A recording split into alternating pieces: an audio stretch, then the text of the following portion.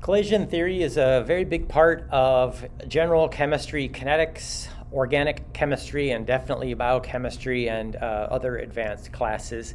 This is where you get into the Arrhenius equation, something called activation energy, reaction intermediates, transition states, and maybe a better graphical look of the energetics of a chemical reaction. Now, let me introduce you to this concept here by highlighting the three requirements for a reaction, okay? So first, if molecules are moving around violently in a container, they must collide, okay? That's requirement number one. Requirement number two is that they can't just collide very gently off of each other, but they have to collide with sufficient energy to cause bond breaking and bond forming. And number two, molecules must have the right orientation. If I go to shake your hand with my left hand, there might be an awkward moment until you realize, wait a minute, I don't have my right hand extended. So right hand and right hand are a successful handshake. Molecules are similar. Let me illustrate this with some graphical representations. So first of all, molecules must combine. So collide in order for there to be a transfer of oxygen from the NO3 molecule to the carbon of the CO molecule. Okay, the balanced chemical reaction is written up on top, and you can see how the carbon is going to pick up an oxygen. Carbon is in gray, okay? So in order for the carbon to pick up an oxygen from the NO3 molecule, these two have to bounce into each other somehow, okay? Now, it's true that there are some first order reactions where, an oxygen would fly off the molecule and then later on attach itself to the carbon, but that's not what I'm talking about here. Now, the second requirement, as I mentioned, is that molecules must collide with sufficient energy. So I've indicated that here by some cartoons. So you have a first example where we have NO3 just moving very gently through the space there, and then carbon monoxide is slowly moving through the space there. And they are not sufficiently energetic to hit each other with sufficient force to cause bond breaking and bond formation. So these two molecules, yes, they collide, but they'll just bounce off each other. And so this top example, there's no reaction. Now in the bottom, there is a very energetic reaction. So you have NO3, which is moving, very rapidly, and CO, which is moving very rapidly, and the two hit each other with sufficient force, velocity, and energy to, cause bond breaking and bond forming. Okay, so that's the idea there. Now, the third requirement is that molecules must bounce or, collide with each other with a sufficient orientation, okay? So we have an NO3 molecule here and a CO molecule, and they're both moving very fast, okay, as indicated by those little lines, but the oxygens are orientated toward each other, okay? The carbon, which needs to pick up an oxygen, is on the wrong side, facing the wrong way. So it's kind of like I'm running through a crowd, I'm a politician, and I'm trying to shake as many hands as possible. And let's say you have your back turned to me, I'm going to bump or pat your back instead. I'm not going to be able to shake your hand because your hands are on the opposite side of your body. Okay? On the bottom, we have the correct orientation. So NO3 is moving very fast, CO is moving very fast, and these two are going to bump into each other so that the carbon is facing the right way, the NO3 has an oxygen facing the right way, and so it's possible that that orientation will result in a successful collision, giving you products. Okay? So let me re-emphasize the three requirements for a reaction. Molecules must collide. Molecules must collide with high enough energy. Molecules must collide with high enough energy and with the correct orientation. Even then, there's no guarantee that there's going to be a successful chemical reaction. It depends on vibrational energy states and some other things. But that, in a nutshell, is what you need to remember for the collision theory. All right? Now let's talk about the Arrhenius equation and how you might increase the success of a chemical reaction. Let's say, knowing what I just discussed, we have A and B, two reactants in a flask, and we want them to react. We want the reaction to occur. We want it to occur fast. So we have this Arrhenius equation. The rate constant is K. Do you remember how we were talking about that? Well, K is equal to AE to the negative EA over RT. Now, A, I'll talk about these other quantities later on, but A is what's called the frequency factor, and it's how frequently reactants collide, or molecules collide with each other. So how can you make molecules collide with each other? You might be thinking, oh, if we increase the pressure, let's say if we have gases, right? If two gases are reacting, we could increase the pressure, which is going to make them be closer together and be bumping into each other more often. Or if we have a solution happening in aqueous solution, like in water, for example, we can increase the concentration. If the reactants are more concentrated, they're just going to bump into each other more likely, okay? If you have 10 people in a very expansive classroom, they're not going to probably bump into each other that much. But if you put them all into the same elevator, they're closer together and they're going to be bumping and jostling more likely, okay? So higher pressure, higher concentration. The other thing we can do is increase the temperature. Okay, in the Arrhenius equation, K is equal to A e to the power of negative EA divided by RT. R is the universal gas constant and T is temperature in Kelvin. And it's very complicated to evaluate this because you have a power, but then there's a negative sign and then there's an inverse, okay? But let me just suffice it to say that if you increase the temperature, you're going to increase the energy of collisions, okay?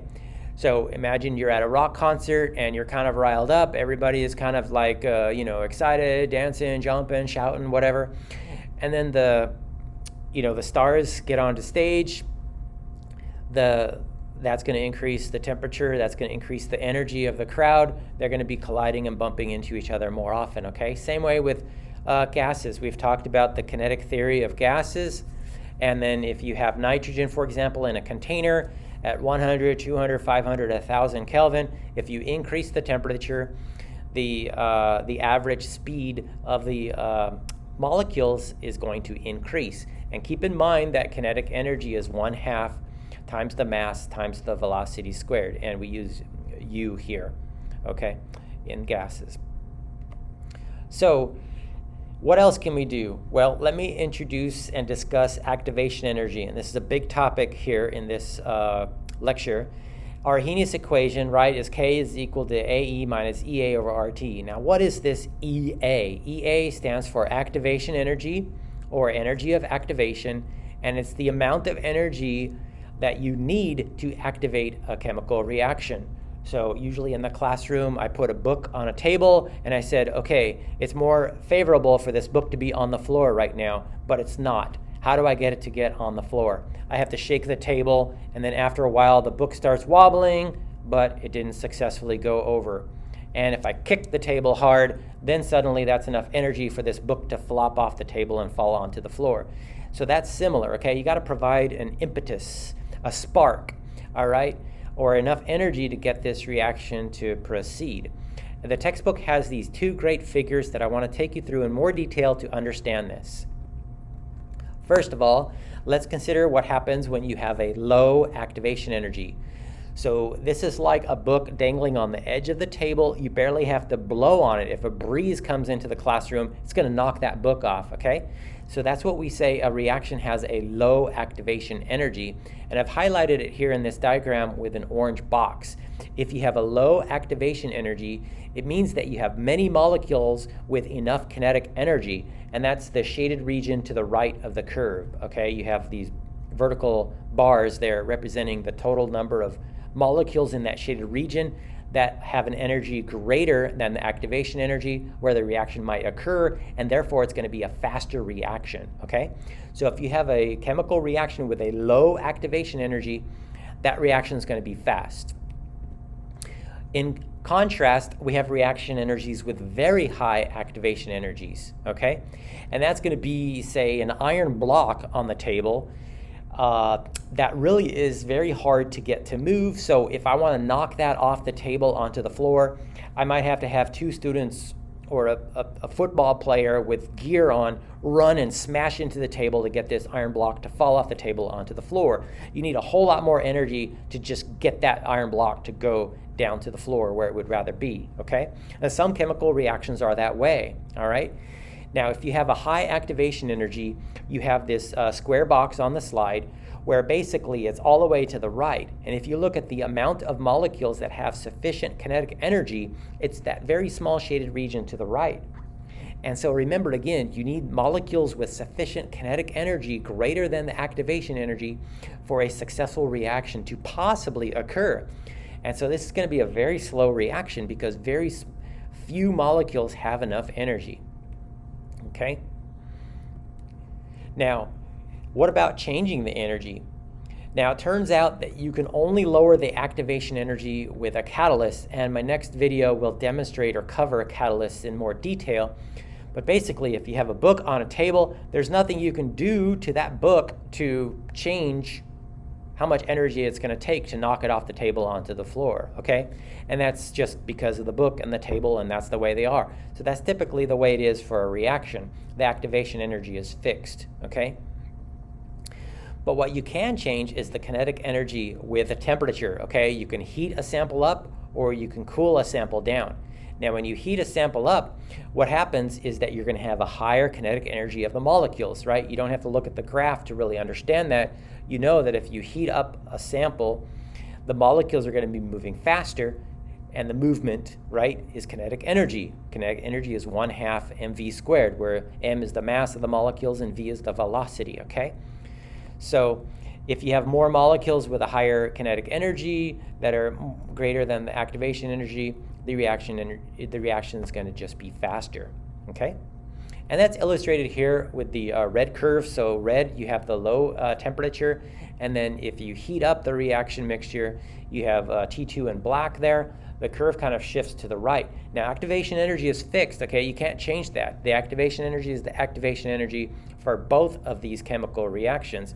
But if you do some calculus and you calculate the area under that curve, you can see how the black curve is a little higher and there's more area under that curve. So there are more molecules with kinetic energy greater than the activation energy for possible reaction.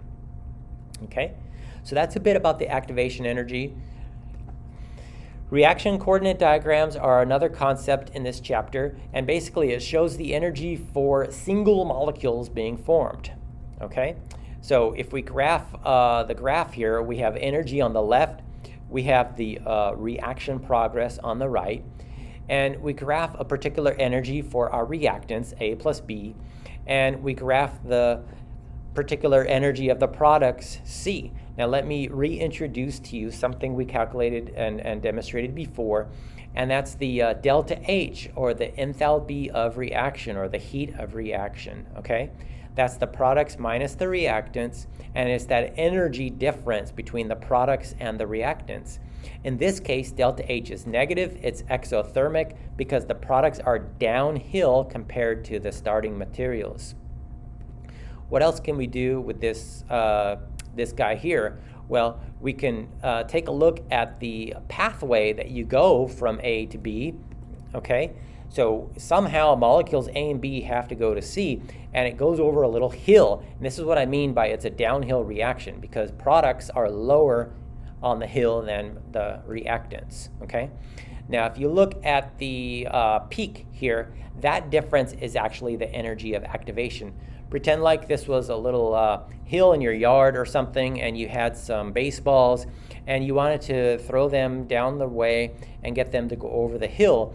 If they were too gently rolled, they would roll up the hill and then roll back. They wouldn't go over the hill, right?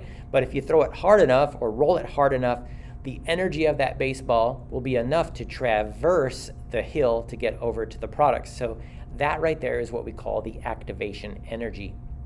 Okay? The tippy top of this peak is called the activated complex, or the transition state. This is a fleeting point along the time energy graph here, and it's not something that can be analyzed or isolated. It can't be isolated, okay?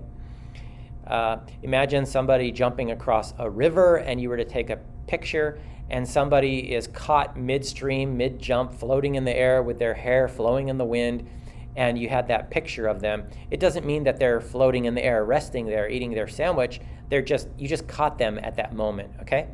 So it's a transition. So the activation energy is the difference in energy between the transition state and the starting material. The delta H, or heat of reaction, is the difference in energy from the products and the reactants. Now, sometimes you have a chemical reaction that proceeds through a couple different steps, and you have this valley in the middle, which is where you have the intermediate. And that's the resting point before proceeding, and that is isolatable, it's observable for a fraction of a second. So imagine you had two sides to a stream, okay, the reactant side and the product side. But it's impossible to jump across this stream with one step because it's, I don't know, 15 feet in length, and you're just not that athletic to do a running long jump. But there is a nice rock in the middle of the stream, so what you're going to do is hop from one bank to the rock. That's going to be the intermediate. You could stand there, you could text your friend, you could take a selfie, you could catch your breath, and then what you're going to do is jump to the other side of the stream where that's the products, okay? Now, each one of these points in red is the transition state for each of the steps. So this is a two-step reaction or a two-hop process if you're jumping across a stream. The activation energy is always the difference between the highest point in the energy landscape and the starting materials as highlighted here, and that's going to be your activation energy, okay? There's a lot more detail, there's worksheets, and the textbook, of course, has more description on this. But this is a brief overview and introduction to get you started with reading the textbook and answering some questions. Thanks for watching. Please like, please subscribe, and have a great day.